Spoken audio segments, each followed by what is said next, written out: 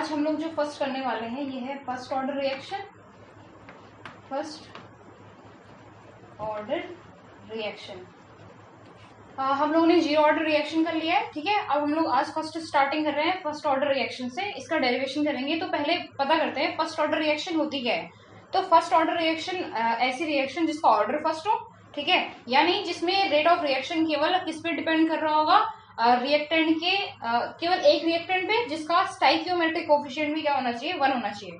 तो हम लोग सपोज करते हैं यहाँ से कि सपोज वो रिएक्शन जो हम लोग ये मान रहे हैं वो क्या है, ए, और जिससे क्या बन रहा है, कोई प्रोडक्ट बन रहा है पी, ठीक है। तो स्टार्टिंग में जब टाइम क्या था होगा, जीरो पे था होगा, तो सारा का सारा कंसंट्रेशन किसका होगा, रिएक्टेंट का, प्रोडक्ट कितना होगा, 0। आफ्टर टाइम टी यानी टी सेकेंड के बाद जो रिएक्टेंट का कंसंट्रेशन होगा वो कितना रह गया होगा, ए नॉट में से एक्स माइनस हुआ होगा, यानी कुछ ना कुछ रिएक्टेंट किसमें चेंज हो गया, प्रोडक्ट में चेंज हो गया, इस तरह से, ठीक है। इसको हम लोग ए टी भी लिख सकते हैं ऑल टुगेदर, ठीक है। बात आई समझ में, हुआ क्या, रिएक्टेंट कुछ ना कुछ रिएक्टेंट का जो कंपोनेंट किसमें चेंज हुआ है, प्रोडक्ट में चेंज हुआ है। ये सपोज कर लिए। यहाँ से हम लोग रेट ऑफ रिएक्शन निकालते हैं। तो रेट पहला हम लोग निकाल रहे हैं रेट लॉ से। तो रेट लॉ क्या आएगा इसके लिए, के ए की पावर 1, क्योंकि फर्स्ट ऑर्डर रिएक्शन है। अगर इसी को हम किस में निकालें, डिफरेंशियल की फॉर्म में, तो रेट इक्वल्स टू क्या आएगा, minus D A by D T, क्योंकि ये रिएक्टेंट है तो माइनस में आएगा। क्योंकि दोनों रेट है हम लोग इक्वल रख सकते हैं, यानी हमारे पास क्या आएगा, minus D A upon D T, किसके इक्वल हुआ है, के ए की पावर 1 के, ठीक है। अगर हम कंसंट्रेशन टर्म को एक साथ रख दें तो हमारे पास क्या आएगा, माइनस डी ए अपॉन ए, किसके इक्वल होगा, के डी टी के, ठीक है। इस माइनस को हम इस साइड ला रहे हैं और इसका डिफरेंशिएशन कर रहे हैं। डिफरेंशिएशन तो इसका हो रखा है हमें तो ये आ गया, ठीक है। इसे माइनस टर्म को इस तरफ ले आएंगे और डिफरेंशिएशन को खत्म करने के लिए हम क्या करते हैं, इंटीग्रेशन करते हैं। तो क्या हो जाएगा, D A upon A is equals to minus K बाहर आ गया क्योंकि कांस्टेंट है, डी टी। अब इसमें हम लगाएंगे लिमिट। लिमिट क्या होगी कंसंट्रेशन के लिए, ए नॉट से ए टी, स्टार्टिंग में ए नॉट था, कहाँ तक पहुंचा, ए टी तक, ऐसे टाइम का 0 से लेके टी तक। तो इसका जो फॉर्मूला होता है इस इंटीग्रेशन का, जब हम लोग जो हम देख रहे हैं ये क्या होता है, dx बाई एक्स, इसका इंटीग्रेशन किसके बराबर होता है, ln x के बराबर होता है, ठीक है।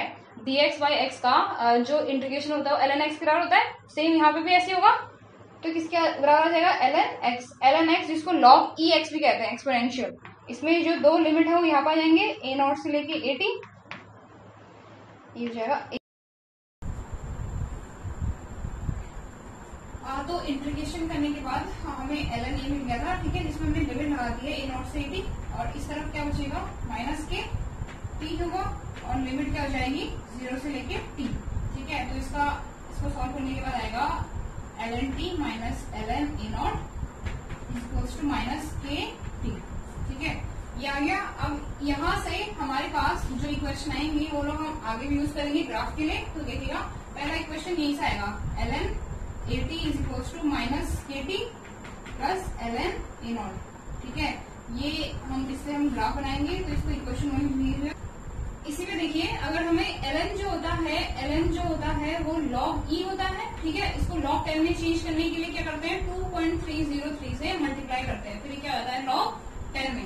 तो इसी को log 10 में चेंज करने के लिए क्या हो जाएगा, अगर हम इसी को log 10 में चेंज करें तो 2.303 आएगा दोनों के लिए। इसको हम आगे कॉमन ले लेते हैं, क्या बचेगा, ln A T minus ln A naught equals to क्या है, माइनस के टी, ठीक है। 2.303 यहाँ आ जाएगा डिवाइड में ln ए टी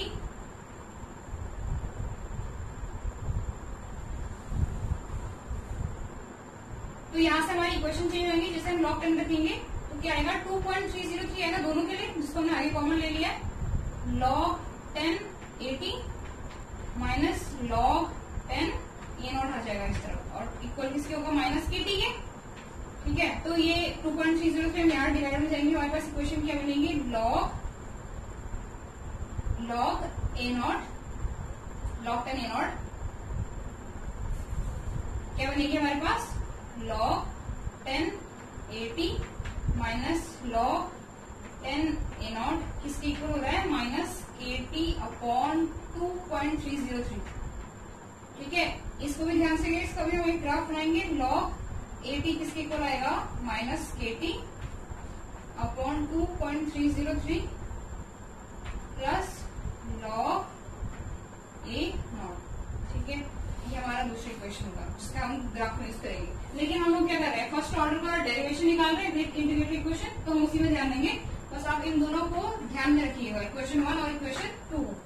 हमारे पास log 80 हमारे पास जो लास्ट में, अब क्या होगा, हमारे पास हमें रेट इंटीग्रेटेड इक्वेशन निकालनी है। और हमारे पास क्या आया था, ln 80 किसके इक्वल था, minus KT plus ln A0 के।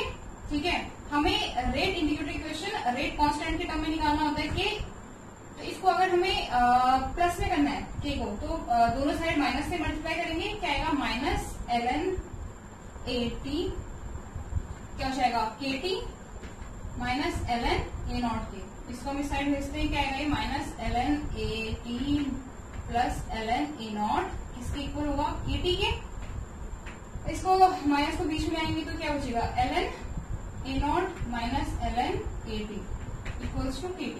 ठीक है, और ln A0 माइनस ln 80 जो ये होता है, ये एक फॉर्मूला होता है, ln x minus ln y किसके बराबर हो जाएगा, ln x अपॉन y के। वहां से इसमें चेंज कर देंगे, क्या जाएगा, ln, तो हमारे पास इक्वेशन क्या आएगी, ln A0 upon ln 80 is equals to KT। ठीक है, इसको log E है, इस टाइम पे ln है, तो इसको log 10 में चेंज करने के लिए क्या आएगा, 2.303 log 10 A0 upon 80 is equals to KT। ये आ गया हमारा रेट इंटीग्रेटेड इक्वेशन। यानी क्या आएगा, K इक्वल्स टू क्या हो जाएगा, 2.303 upon T log A0 upon 80। ये आ गया हमारा rate integrated equation, rate integrated equation किसके लिए, फर्स्ट ऑर्डर के लिए। ठीक है, बात में क्लियर। अब हम लोग जो बनाने वाले हैं, हम लोग ग्राफ बनाने वाले हैं। अब जो हम देखने वाले हैं ये है ग्राफ। ग्राफ किसके लिए, फर्स्ट ऑर्डर के लिए। तो हमारे पास पहली इक्वेशन क्या थी, ln 80 is equals to minus KT ln A0। ये हमारा पहला ग्राफ बनेगा इसका। दूसरा था हमारे पास log 10 80 is equals to minus KT upon 2.303 plus log 10 A0। ये था। ठीक है, तो इसका ग्राफ देखिए, ये किसके फॉर्म में, y equals to mx plus c. ये mx है, इसमें t जो होगा क्योंकि वो चेंज हो रहा है, ये x हो जाएगा, बाकी जो होगा वो माइनस के, वो क्या हो जाएगा, स्लोप हो जाएगा, यानी m हो जाएगा। कुछ इस तरह से, इस तरफ आएगा t x एक्सिस पे, और इस तरफ क्या आएगा, ln AT। ठीक है, स्लोप ऐसा है, निगेटिव है, माइनस के है, तो ये कुछ इस तरह से जाएगा। माइनस के जो है वो हमारा क्या है, स्लोप है। माइनस के क्या है, स्लोप। और जिस पॉइंट से ये स्टार्ट हो रहा है उसको क्या कह देंगे, ln A0 कहेंगे। ये वाला जो पॉइंट है हमारा, ये ln A0 होगा। ठीक है, ये हमारा पहला ग्राफ है। ऐसे दूसरा ग्राफ बनेगा, ये भी निगेटिव ही है, बस इसमें स्लोप में चेंज आ रहा है। स्लोप क्या हो जा रहा है, माइनस k अपॉन 2.303, और इस तरफ क्या आ रहा है, log 10 80, और इस तरफ t। और ये जो पॉइंट होगा जहां से क्या हो रहा है, ग्राफ स्टार्ट हो रहा है, ये क्या हो जाएगा, log A0। ठीक है, ये सेकेंड ग्राफ है। इसके अलावा एक और ग्राफ होता है, एक्सपोनेंशियल का ग्राफ होता है, जिसको हम लोग यहीं से डिराइव कर सकते हैं। इसको देखिए, ln 80, अगर मैं इसको एनालाइज किया जाएगा, minus ln A0 is equals to minus KT, minus KT। ठीक है, इसको हम ऐसे लिख सकते हैं, ln 80 upon A0 is equals to minus KT। ln जो होता है वो log E होता है, और log E को अगर हमें खत्म करना है रिएक्शन में, तो हम क्या लेते हैं, एंटी लॉग लेते हैं, यानी एक्सपोनेंशियल लेते हैं। क्या हो जाएगा, ये E की पावर, ln को मैं log E लिख देती हूँ, log E 80 अपॉन A0। हम कर क्या रहे हैं, ln को खत्म कर रहे हैं, log E को खत्म कर रहे हैं। ये किसके इक्वल हो जाएगा, ये भी इधर भी एंटी लॉग लगेगा, E की पावर KT। और एक्सपोनेंशियल जो है log E को खत्म कर देता है, तो हमारे पास इक्वेशन क्या आएगी, AT अपॉन A0 किसके बराबर आ रहा है, E की पावर KT के। ठीक है, क्या है हमारे पास, AT अपॉन A0 किसके बराबर आ रहा है, e की पावर किसके, AT के। यहां से AT इक्वल्स टू क्या हो जाएगा, A0 e की पावर KT। ये आया हमारा तीसरा ग्राफ का इक्वेशन। ठीक है, इसके लिए हम लोग ग्राफ बनाएंगे। ग्राफ बनेगा कैसे, एक्सपोनेंशियल का ग्राफ जो होता है वो लगभग सेम ही होगा, पर इसका थोड़ा डिक्रीजिंग ऑर्डर अलग होता है। इस तरफ आएगा 80 और इस तरफ क्या आएगा t। तो जो एक्सपोनेंशियली डिक्रीज होता है वो जिस तरह से होता है, क्योंकि माइनस में है kt, तो एक्सपोनेंशियली डिक्रीज हो रहा है। एक्सपोनेंशियली डिक्रीज कुछ तरह से होता है, और लास्ट में जो डिक्रीजिंग ऑर्डर होता है वो पैरेलल हो जाता है किसके एक्स एक्सिस के, कुछ इस तरह से। तो ये हमारा थर्ड ग्राफ आ गया। ठीक है, इस इक्वेशन से क्लियर हुए। तो ये तीनों ग्राफ हो गए किसके, फर्स्ट ऑर्डर रिएक्शन के। अब हम करेंगे हाफ लाइफ। अब देखिए हाफ लाइफ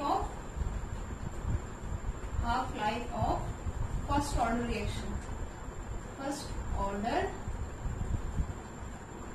रिएक्शन।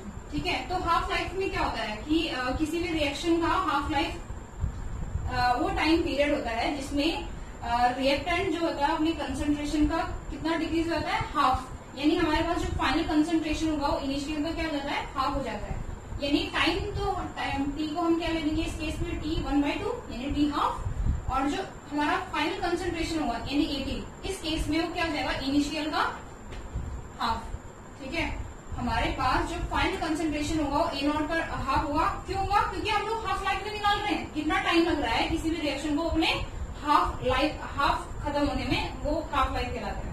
एक तरह का टाइम पीरियड आने में t हाफ निकालना है, और हमें करना क्या है चेंज, हमारे पास जो इसमें फाइनल कंसंट्रेशन होगा, फाइनल कंसंट्रेशन t टाइम के बाद, t हाफ टाइम के बाद जो कंसंट्रेशन होगा वो क्या होना चाहिए, A0/2।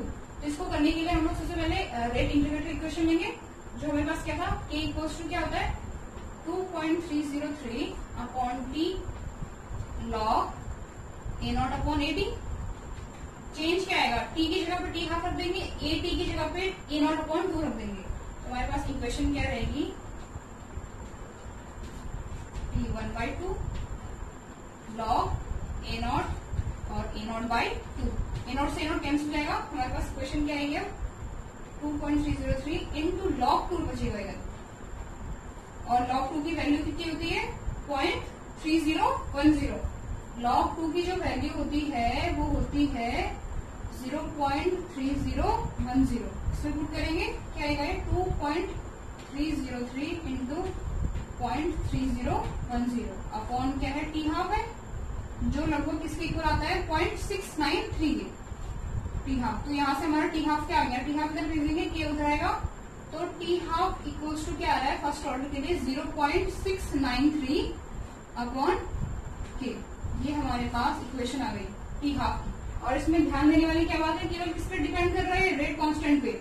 जैसे जीरो ऑर्डर में हमने लिखा था वो इनिशियल कंसंट्रेशन पे डिपेंड कर रहा था, यहाँ पे कंसंट्रेशन का कोई टर्म नहीं आ रहा है। ठीक है, केवल क्या आ रहा है, रेट कांस्टेंट आ रहा है। ठीक है, नेक्स्ट क्लास में इसकी बात देखेंगे। आज के लिए